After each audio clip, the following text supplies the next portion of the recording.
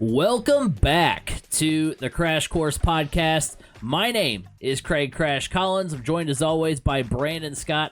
You know him as B. Scott. Well, the Indiana high school football postseason is in full swing. But before we get into, who's going to be hoisting the trophy at Lucas Oil Stadium, we want to take a look back at the regular season, talk about who is the best quarterback, who was the best running back, who had the best defense in the regular season. It's time to mix it up and get into our all 3C media team for the regular season. We started the season off, we gave our preseason all 3C media team, and then the regular season happened, so we wanted to update that, and then of course we'll update it again at the end of the postseason as well. So yeah, talking some Indiana high school football as sectional started off last week. Nothing too crazy happened at the top of the list, but we at the top of the top 10 list, but we know that that'll change as tournament time wears on. Yeah, I mean, it's some of the best time of the year right now in the fall. You have the lower classes that have started already. You've got the higher class coming up this week. We're in sectional semifinals. I mean, we got some big matchups this week. Brownsburg versus Ben Davis right out of the gate. I mean, Come on. That's going to be an exciting matchup that honestly probably should have been reserved for a later round. But hey, that's high school sectional football for you. That's the second year in a row that's happened, too, where they've faced off in the first round. And you also have, like, Bloomington South versus Bloomington North in the first round. That's number 1 versus number 3 in that class. So, a lot of wild things going to happen for sure. But, yeah, excited to get into that conversation again. Of course, today we're going to give you our all 3C media team, as well as get into our state finals picks, which the state finals picks aren't going to change a lot for us, or at least not for me, but I know our all 3C media team is going to have a little bit of a facelift today. Oh yeah, I can't wait to crown this team. Let's do this. So just kind of to recap here, sectionals got underway last week. 8 of the top 10 AP top 10 in 1A are still alive. Number 2, Adams Central beat South Adams, the 10th team in 1A, 42-6. 8 of the AP top 10 in 2A are still alive. Number 8, Bluffton beat number 6, Alexandria, 26-14. 8 of the AP top 10 in 3A are still alive. Number 1, Chittard over number 3, Tippecanoe Valley. They won 40-7. 9 of the top 10 in 4A are still alive. 5 and 6A get going this weekend. So a lot of good football underway. We'll give our state final predictions at the end of the All 3C Media Team show here. But in case you missed it, this is our All 3C Media Team from the preseason. Basically, I did a little bit, I changed it up from last year. Last year, I did it where I kind of wanted to go position by position. This year, I kind of made it like a fantasy football team. We're doing something a little bit different here at 3C Media, where I have a quarterback, I've got 2 running backs, I've got 3 wide receivers, I got a tight end, no flex. That would be a little bit too weird to do. We got a defense, we got a kicker, and we've got a returner on the team.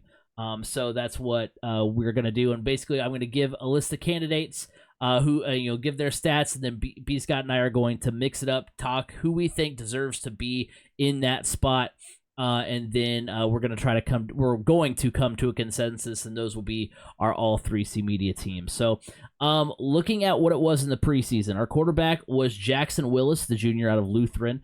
At running back, we had senior from East Central, Josh Ringer. We had senior from Paoli, Trey Rominger. Our 3 wide receivers, we had TJ Caldwell from Caltech. He actually is at Hobart now.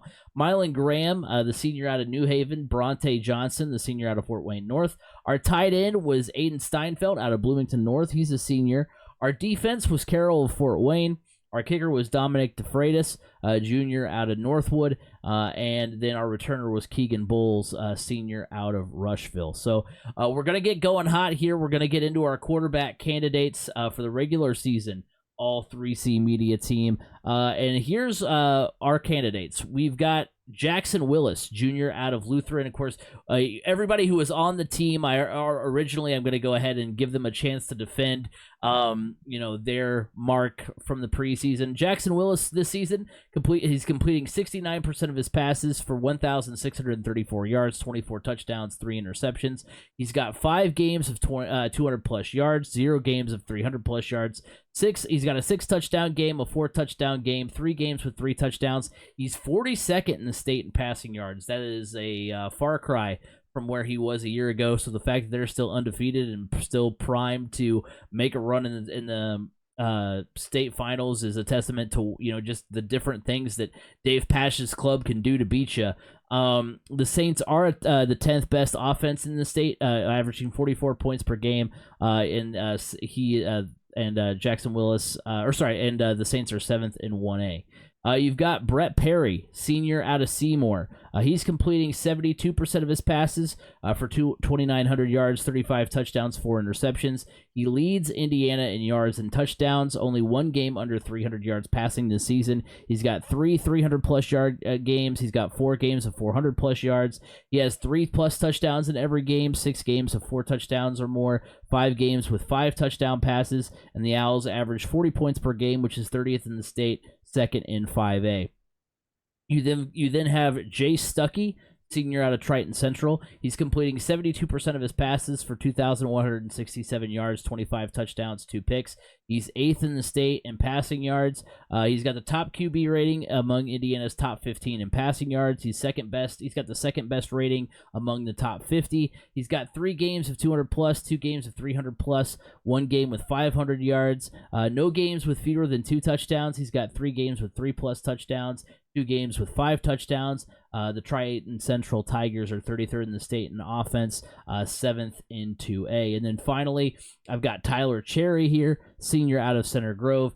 He is the top passer in 6A. He's completing 75% of his passes for 2,115 yards, 22 touchdowns, 2 interceptions. He's 11th in Indiana in passing yards, first in passing yards in 6A, only quarterback in the class above 2,000 yards. He has 6 games of 200-plus passing yards, threw for 340 in Cathedrals in the season finale versus Cathedral. He's got 5 games with 3 or more touchdowns, 2 games with 4 touchdowns. The Trojans are the 6th best offense in 6A, averaging 34 points per game. So first things first, sorry, Jackson Willis, you were our pull-to-pull guy last year. I don't think he defends his title with being outside the top 40 in passing yards and not having because I think, didn't he have I want to say he had he didn't have 5,000 yards. How many yards did he have? He had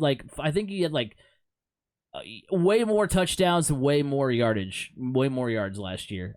So there's just other guys on this list that are a little bit more, where their stats jump off the page a little bit more. Where I'm between, and I want to hear what you, obviously I want to hear what you have to say, B. Scott, but I want to know where you land on this.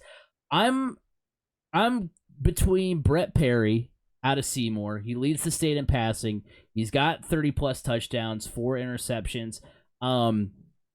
He's just been absolutely lighting it up.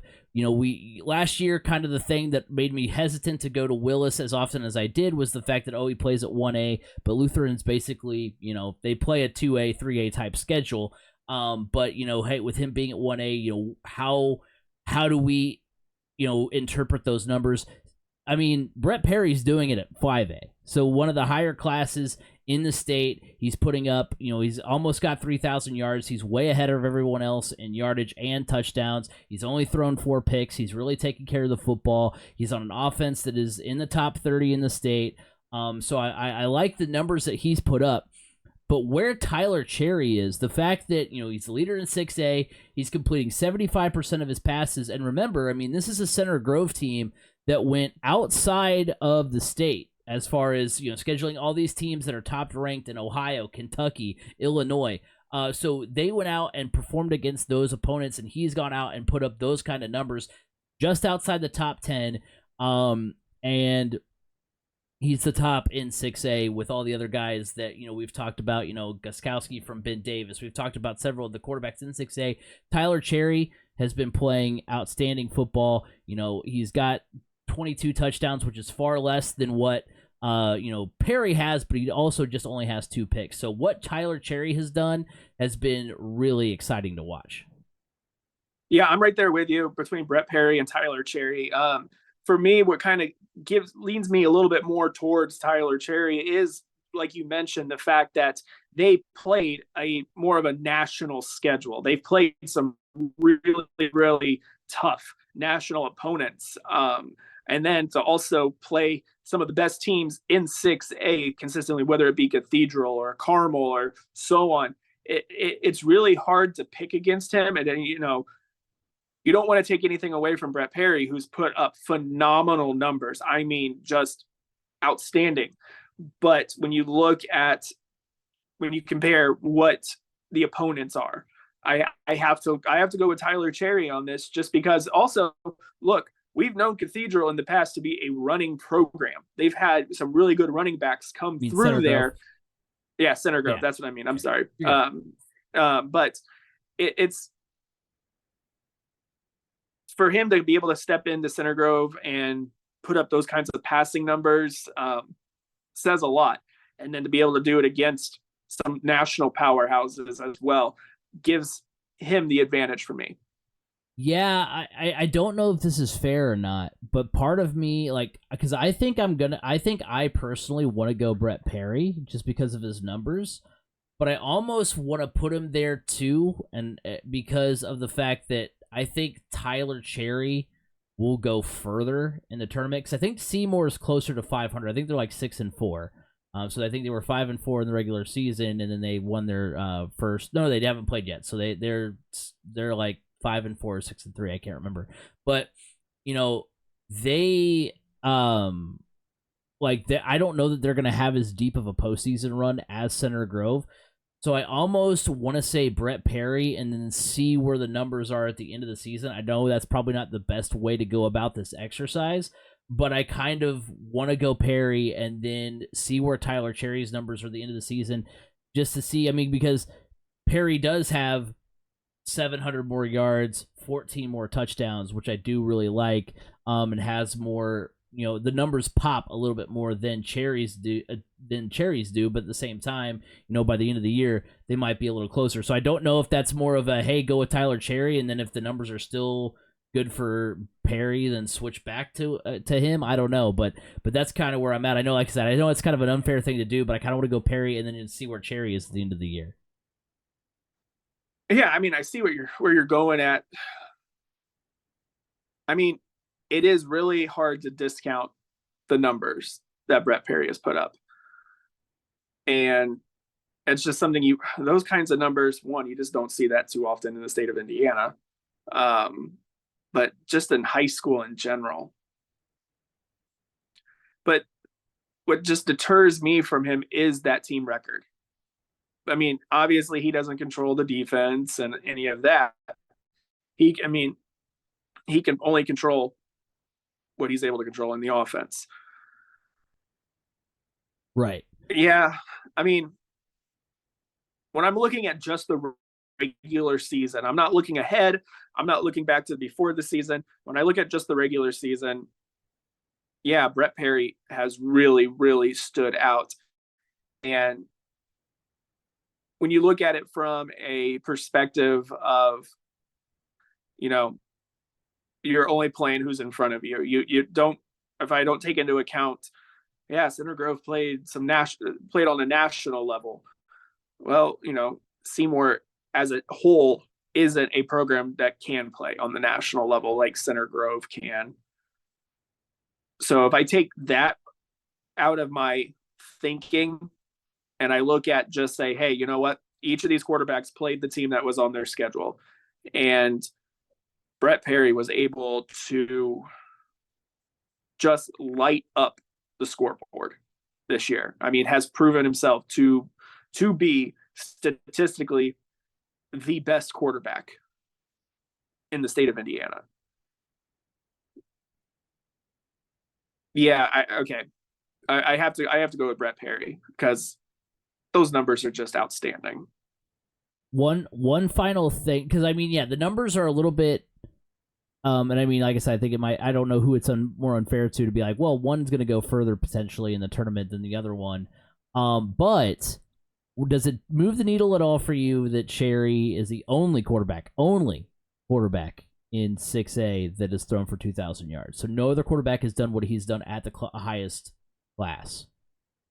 No, because when you look at some of the 6A programs, they have stud running backs. Brownsburg is a really good running team. Westfield's a really good running team. Lawrence North's a really good running team.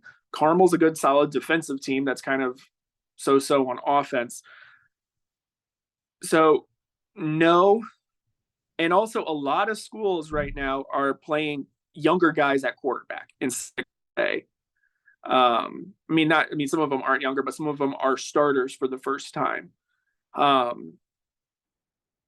So when I based off of when I look at what the other programs in 6A are doing, I guess the only one that I can compare him up to that has the weapons around him, that has the quarterback, as an experienced quarterback, is Danny O'Neill at Cathedral, and Tyler Cherry he outdueled him.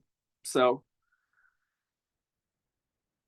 Brett Perry was just consistent with it, and when you look at the rest of 6A, the quarterback play was good, but it wasn't, but at the same, you just got to look at the state ranking for Brett Perry. Numbers don't lie. Yeah. Okay. Yeah. I think so. We landed on Brett Perry for the quarterback. Yeah. Okay. Yeah. I think that's a good place to land on. Both him and Cherry have 70+% completion, but Perry has 700 more yards, 14 more touchdowns, and he plays.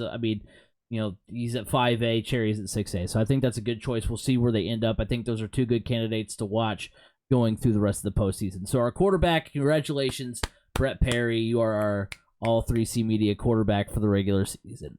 Looking at our running backs, we've got Josh Ringer, senior out of East Central.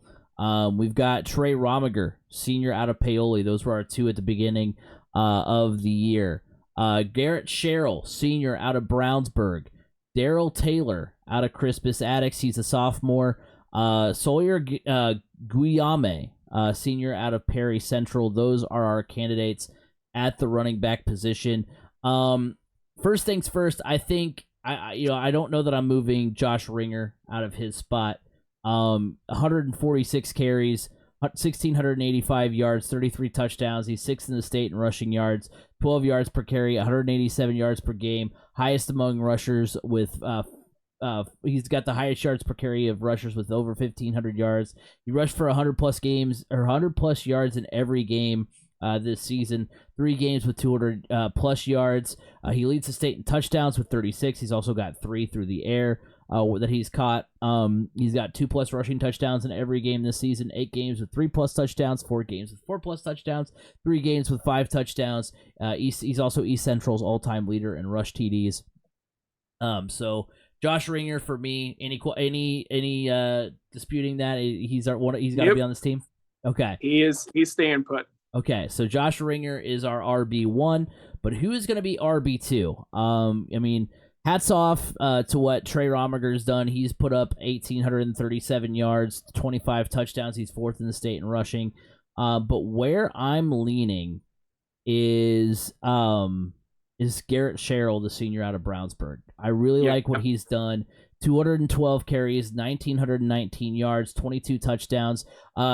We're going by the regular season. After the first round of the postseason, he's no longer the state leader in rushing yards, but he was the regular season rushing champ with those 1,919 yards. 9 yards per carry, 213 yards per game, 100 yards or more rushing in all 9 games, 3 games of 200+ yards, a 340-yard effort versus Zionsville, 7 multi-touchdown games, 4 games with 3+ touchdowns, 4 touchdowns in that aforementioned Zionsville game where he got 340 yards as well. What Daryl Taylor, who's the new leader after the first round of tournament play, he's got 1,905 yards, 20 touchdowns through the regular season, second in the state at the time through the regular season. He averaged 212 yards per game, 10 yards per carry. But Sawyer Guillaume out of Perry Central, 1,496 yards, 25 touchdowns. He has multi-touchdowns in every game this season. He's he's fifth in the state in total touchdowns, all of which are running. So that's a lot of rushing touchdowns by him. But just what Garrett Sherrill has been able to do running the football. I know that Trey Romiger's done a lot of good things, but the fact that Garrett is doing it at the highest level, he's really taken over. Because he was a good running back last year, but he's really taken that step up. He's really been a focal point for a Brownsburg team that I thought was going to regress because of the fact that they lost their quarterback from last year. I thought that there was going to be maybe some growing pains. Anytime you lose your quarterback, I'm just not going to be super high on you the following year because there's always that question mark of who is the next guy behind you and how is he going to step up.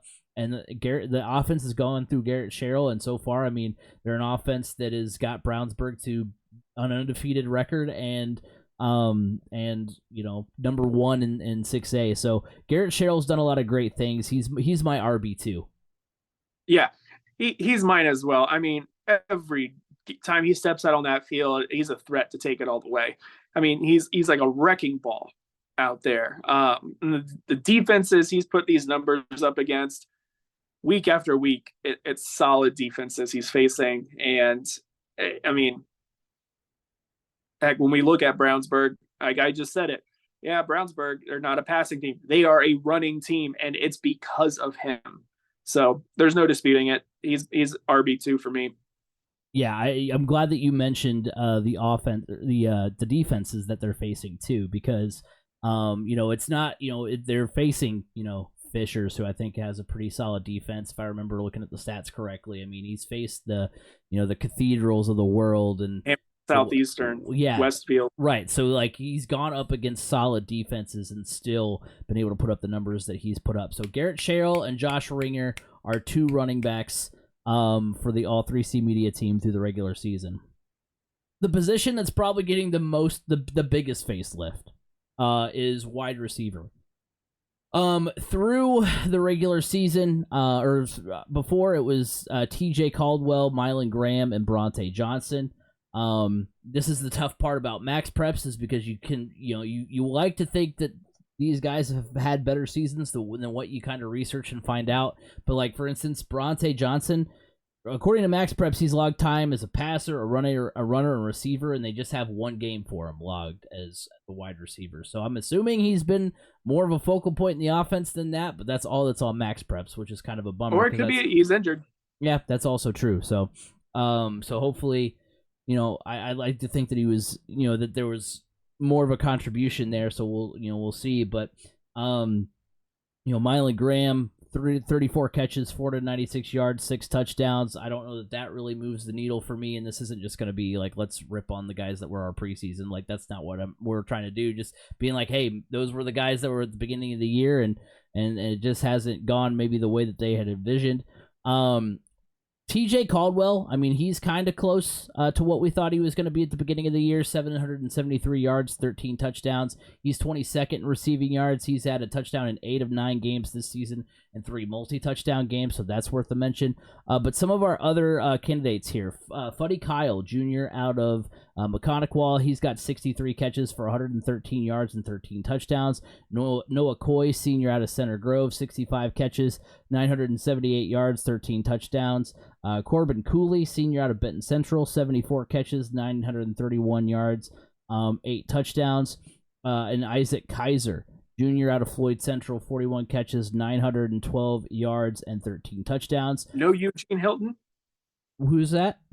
No Eugene Hilton? No Eugene Hilton. At least I don't know that Zionsville puts their stats on Max Preps. I could be wrong. Someone will correct me down in the comments, I'm sure. But because I looked for him too, in returners too, because doesn't he return kicks for that? I'm not 100%. Because I thought he did. Or at least last year when I was doing this exercise, I looked for it. I'm pretty sure. I don't know if they just don't update them, or maybe I'm just looking in the wrong place. But yeah, no Eugene Hilton on the list for me. Unless there's some stats that I'm missing on him. But I think my 3, because that's what we're doing here. We got to select 3 wide receivers. I've got Noah Coy, what he's been able to do 15. He's got he's averaging 15 yards per catch, 109 yards per game. Obviously a great target for Tyler Cherry. Third in the state in receiving yards. He leads 6A in that category. He's got 6 games with 100+ yards, 7 games with a touchdown scored. He had a 3-touchdown game in the season finale versus Cathedral, so he's been putting up some great numbers. I like what Corbin Cooley's been doing out of Benton Central. He leads the Indiana in receptions. He's got 5 games with 10+ receptions. He's 6th in the state in receiving yards, 13 yards per catch, 6 games with 100+ yards, and 2 games with 2 touchdowns. He's got 6 games where he has scored a touchdown. And then Fuddy Kyle, what he's been able, first of all, what a name. And what he's been able to do. The 3C Media all-name team. Right, exactly. He's at least makes the cut there.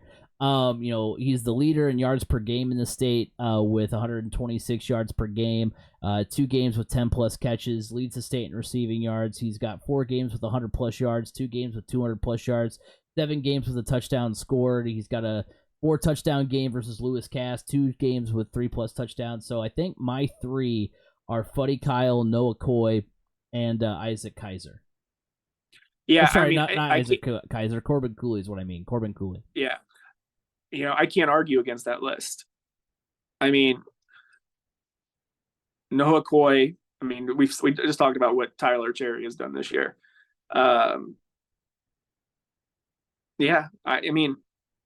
It's tough to go. Those guys are statistically the 3 best in the state. There's no arguing that. I agree. I agree 100% on those 3. I will say I am disappointed in the stats from Mylan Graham. I expected a lot higher from him with the hype surrounding him this season.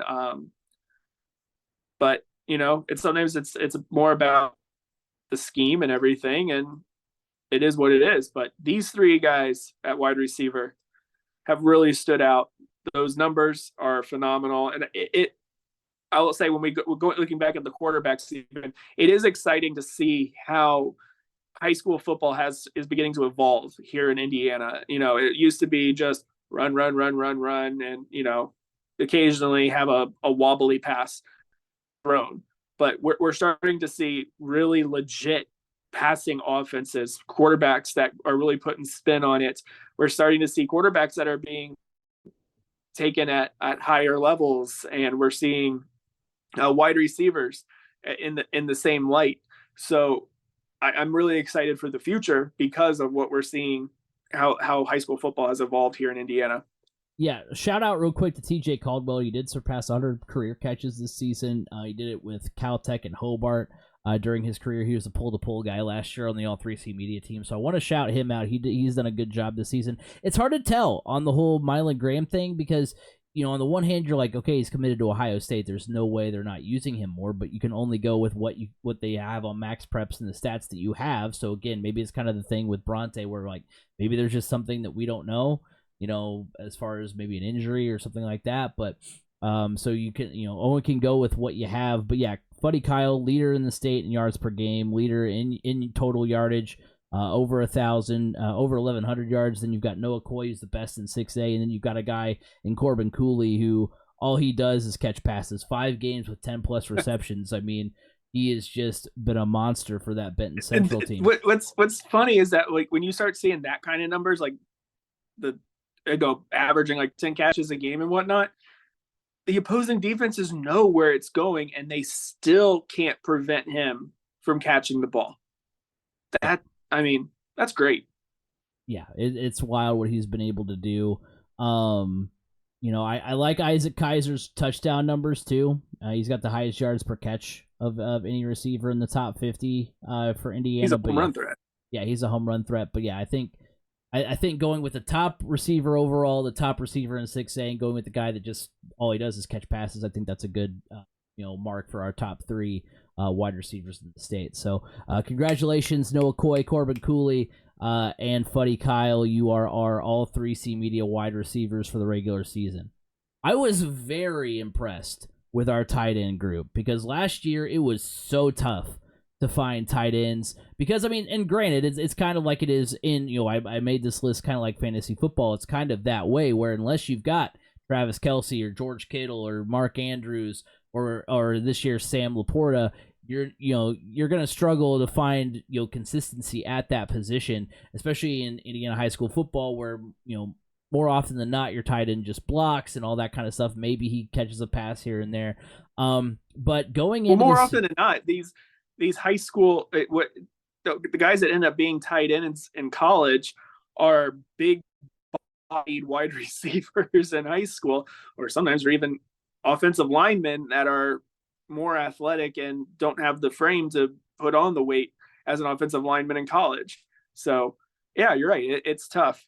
You don't see that many pass catching wide receivers. So let's dive into them here. Yeah. So for our tight ends, we've got Aiden Steinfeld, senior from Bloomington North. He had 42 catches, 566 yards, 7 touchdowns. That's good enough for 60th in the state. Jalen Johnson, junior out of Seymour. He's 12th in Indiana in receiving yards, 44 catches, 847 yards, 8 touchdowns. Chris Herron, junior out of Terre Haute, south of Vigo, 49 catches, 663 yards, 6 touchdowns. He's 36 in the state in receiving yards. And then Noah Dickinson, the senior out of Centerville, 23 catches, 552 yards, 7 touchdowns. Kind of, a home run threat, 24 yards per catch. He's 70th in the state in receiving yards. There was another guy for Seymour receiving the football, but he was also listed as a wide receiver. He was listed as a wide receiver first, so I was like, well, we're going by true tight ends. He may be lined up in some different places than where Jalen Johnson is, so let's just go ahead and go with one Seymour tight end and the one that's listed as only a tight end. And for me, what Jalen Johnson's been able to do, I mean, these numbers, at least from looking at it in the couple of years that we've been really diving into high school football here, it's hard to argue with what Jalen Johnson has been able to do at that position. 44 catches, 847 yards, 8 touchdowns, 19 yards per catch, 94 yards per game, 1 game with 10 catches. He's got 4 games with 100-plus yards. He had a 248-yard opening night against Greenwood. He scored in 5 games this season, 3 games with 2 touchdowns. I mean, the man has just been unstoppable. I like what Chris Herron has done. I like what Noah Dickinson has done. You've got Dickinson, who scored in 5 games, 24 yards per catch on the season. You've got Herron, who, he's got 14 yards per catch, 74 yards per game. He's scored in 4 games this season.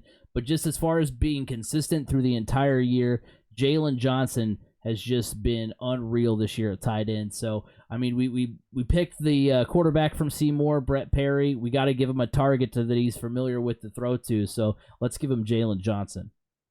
Yeah, I mean, you're reading off Jalen Johnson's numbers, and it's just like, wow, that's impressive. Obviously, he was, I'm going Jalen Johnson. There's not much argument there. I mean, out of all these tight ends, he basically leads all of them except for maybe yards per catch. But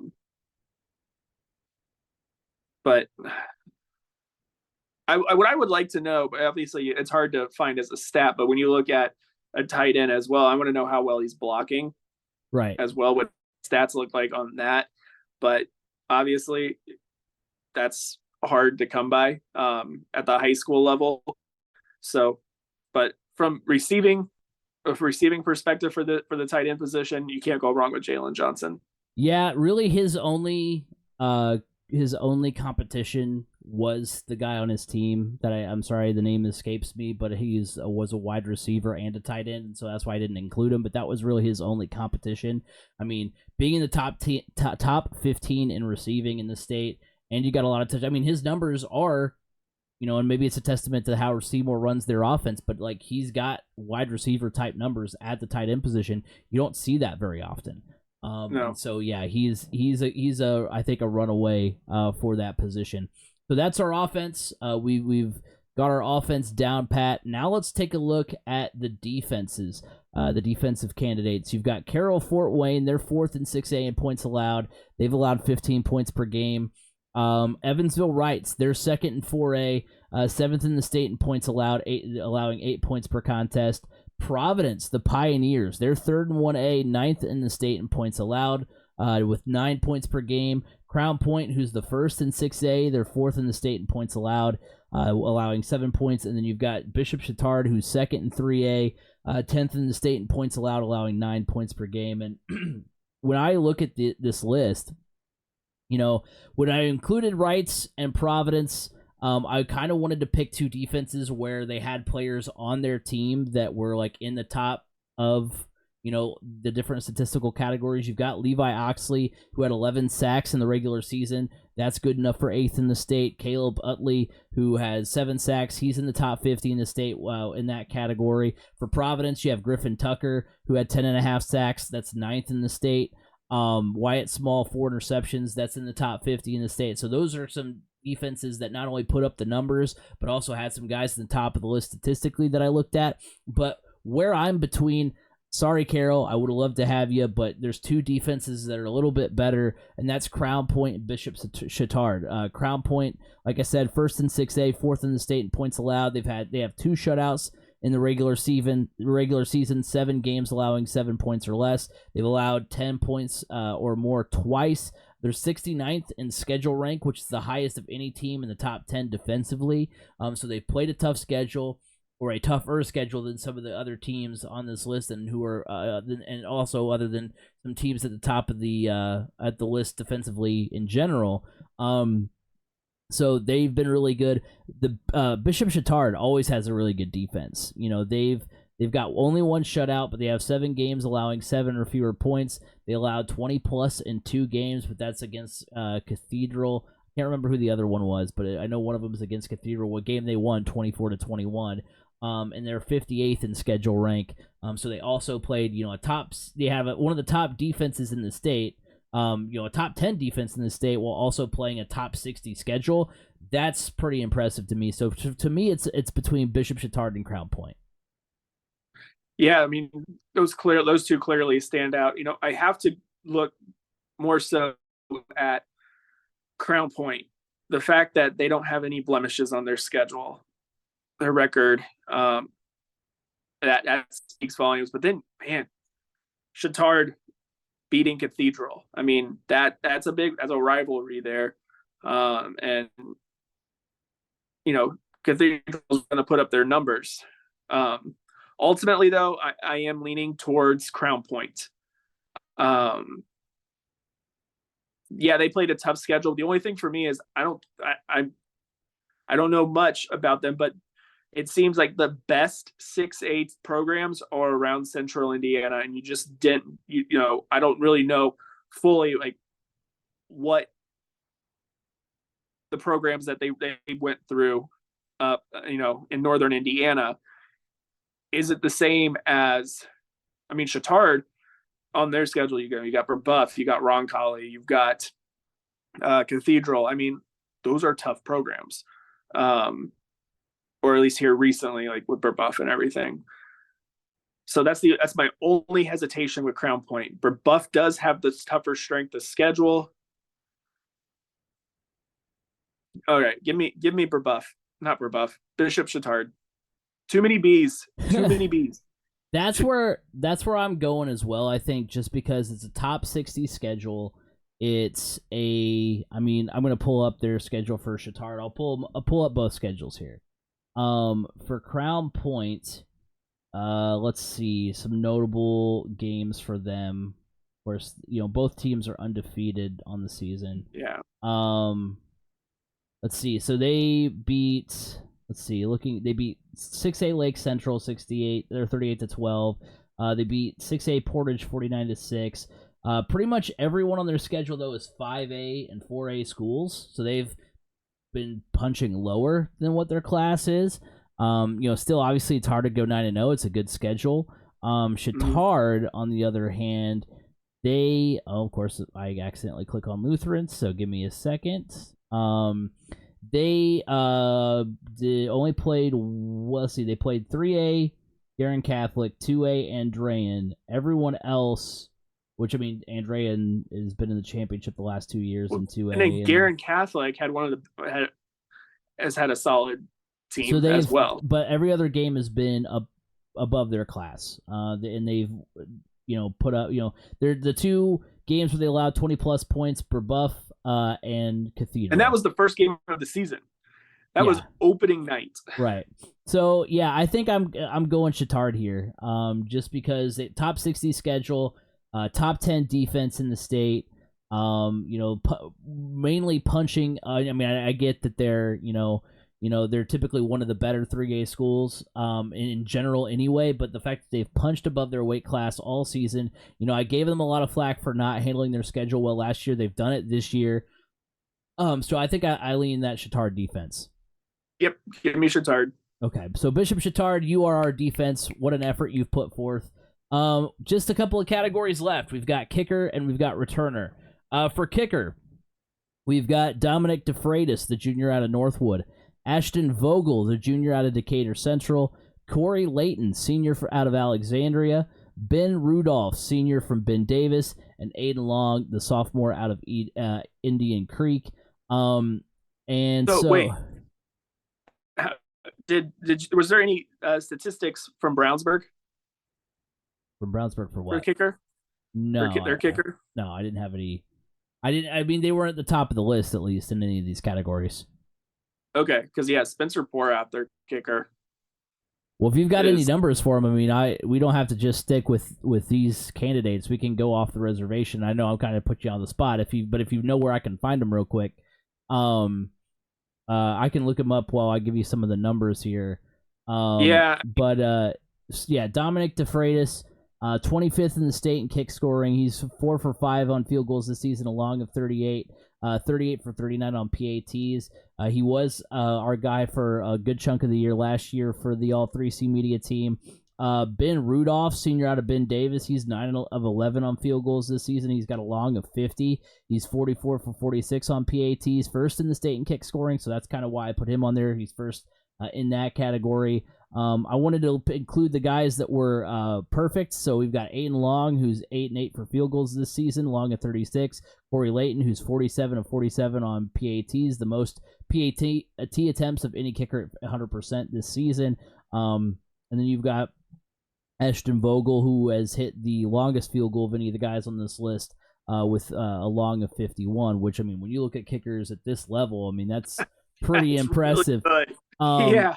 But Purdue doesn't have a kicker that can hit from 30. So. Right. So, those are the guys I'm going with. I kind of lean Ben Rudolph, the senior from Ben Davis. He's got a long of 50. He's been good enough on field goals and PATs. Yeah, he's not been perfect, but he's top in kick scoring. He's got a long field goal to his record. He's almost double digits as far as makes this year, which is, not a lot of these guys on this list. So, and he's almost perfect on PAT. So I'm looking at Ben Rudolph a little bit closer here. Yeah, Ben Rudolph really does stand out to me on that list. These kickers have some big legs. I'll go with Ben Rudolph, especially considering what a solid kicking game can do for a team like Ben Davis. Having that kind of security blanket there, I'll go with him. So we're all in on Ben Rudolph. I'm looking up the guy for Brownsburg. Just what he's at. Max Prep moves him in at all. Porath. What's his first name? Let's see. Sorry. Spencer Porath. Let's see what he is at. Please don't take me all the way back to the beginning. He is at... Come on. Okay. So he has converted... Okay, I guess I gotta go to scoring here. This is fantastic. Let's see. So he is 43 of 45 on field goal attempts, 5 for 5 field goals, along of 48. So, he doesn't. Does he have as many PAT makes as Ben Rudolph? He's okay. So the numbers for him and Rudolph are the same, but Rudolph has more field goals and a longer, like by 2 yards, longer field goals, like a higher long on his field goal. Right. So yep. Go Ben Rudolph then. Okay, all right. So Ben Rudolph. We get to see these two kickers face off on Friday. Right, they get to match up against each other. So I guess that'll settle it. Winner gets the spot on the 3C media team. Well, honestly, yeah. I mean, because if you think about it, if Porath goes further in the postseason, then he's going to have more opportunities to make it. Same with Ben Rudolph. Either Ben Rudolph can further cement why he's the top kicker on the list, or Porath will take the position. All right, final spot here. Our return man. We've got Keegan Bowles, senior out of Rushville. We've got Trey Jones, the senior out of Mount Vernon, and Lane Zander, the senior out of Kankakee Valley. Really, these are the top three as far as return yards. There really wasn't. This is a stat that's really kind of hard to dig up because you've got some guys who have a lot of return touchdowns, but they haven't got a lot of return yardage, so they may just be somebody, maybe if it was kind of a trick end around type play that only happened once or twice in a season, they got a touchdown off of that. I don't know. So these are just the top three in that statistic. You've got Lane Zander. He is the top in the state in return yards, 791 total, 504 on kickoffs, 287 on punt returns. He's got 4 total return touchdowns, 3 on kickoffs, 1 on punts. Trey Jones, senior out of Mount Vernon, he's second in the state, 677 kickoff return yards, 62 punt. He has got 739 yards and 1 touchdown on a kick return. Then Keegan Bowles, he's third, 716 total return yards, 573 on kickoff, 143 on punts. He's got 2 return touchdowns. But I mean, look, when the leader in a category is obviously number one, is not only number one with 791 yards, but also has more punt return yards, so it's more diversified. He's got more punt return yards, he's got more yards all overall, and he's got 4 return touchdowns with 3 kickoffs and 1 punts. That's who I'm going with. I think Lane Zander, he's our returner on the 3C media team. I mean, you were reading those stats, and I go, wow. I mean, Lane Zander, congratulations. You are the return man for the 3C media team. Yes, you pretty much far and away. That's who gets it in that category. So going back through, that concludes all the spots for the 3C media team. Looking back, our quarterback is Brett Perry, senior out of Seymour. Our running backs are Josh Ringer out of East Central, Garrett Sherrill out of Brownsburg.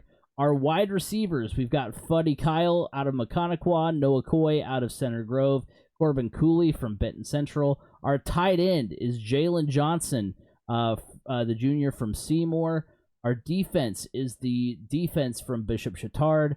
Our kicker is Ben Rudolph out of Ben Davis. And our return man is Lane Zander from Kankakee Valley. So congratulations to those guys.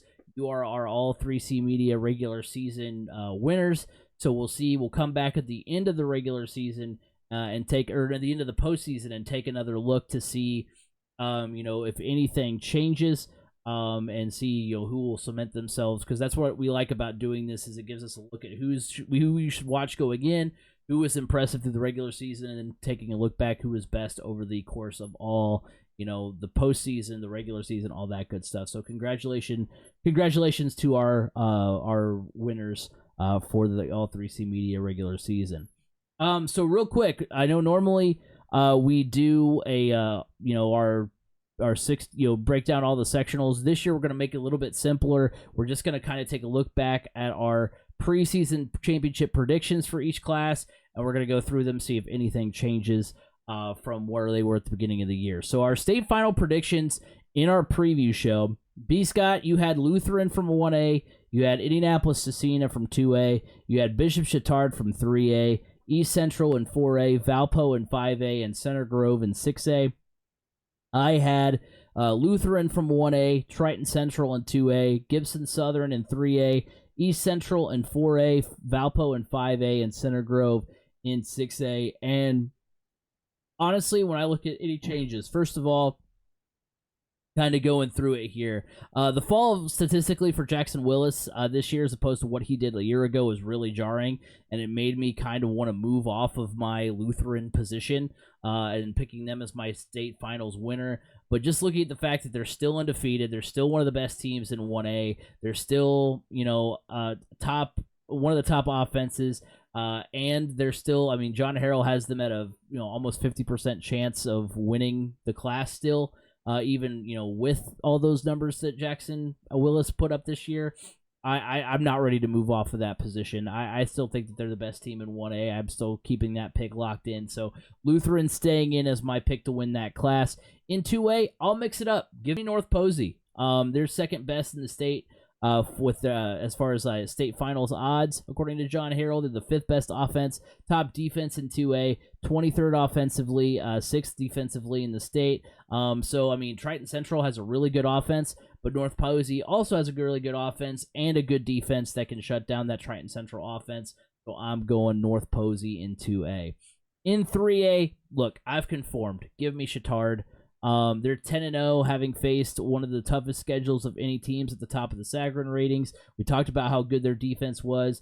I gave the Trojans a lot of flack a year ago for struggling with a tough schedule, but I feel more confident that they can repeat after what they did in the regular season. It's almost weird. It's almost like when you go 5-4 playing a tough schedule, and it doesn't inspire as much confidence as when you go 9-0 playing a tough schedule.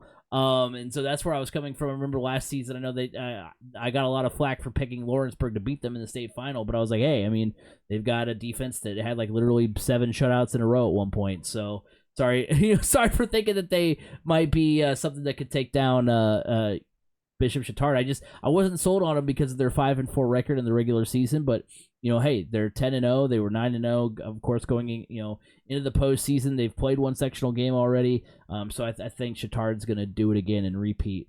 4A, sticking with East Central. Not going to make too many moves there.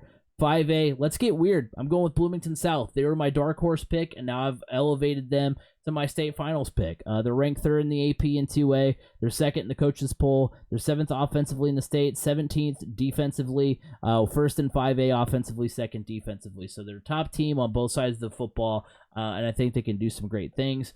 And then in 6A, there have been a lot of great teams and storylines. We've discussed at the beginning of the season how tough Center Grove's schedule is and how they played the top teams in other states, and they still ended up 8-1. I remember in the preseason show, I was like, look, they can go 5-4. I still might pick them as the state finals winner just because of how tough their out of state schedule was.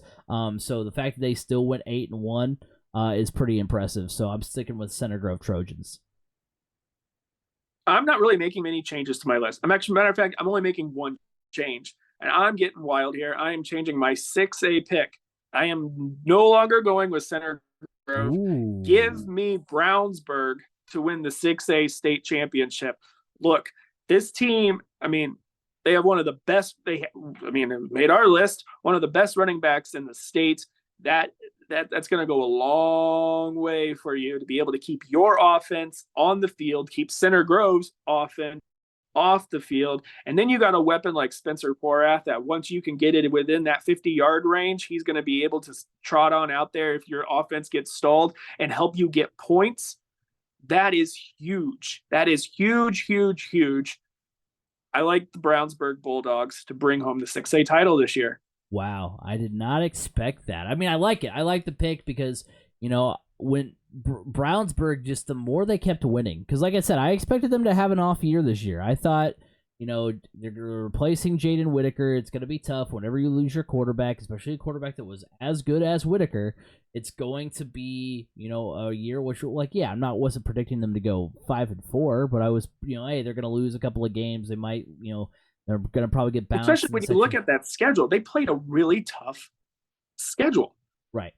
And so the fact that you have like Garrett Sherrill breaking out like he did, their team just has been good offensively. Yeah, so I like that. I was not expecting you to change up your pick, but I definitely do like the Brownsburg pick, especially because, I know I was high on Westfield quite a bit. And then, because, they had some really exciting wins this season.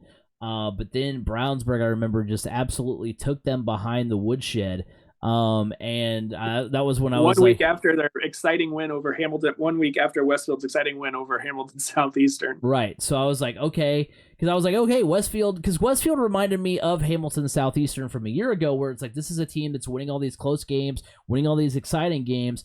maybe they're kind of that team of destiny that's going to make it all the way to the semi-state. And then, the next week, just, the Brownsburg train comes into the station and absolutely wallops them. So it was homecoming. It was homecoming, too, for Westfield. Right. So, right. Yeah, it was not a good night. So that was kind of the game that was like, okay, I think Brownsburg might have it this year.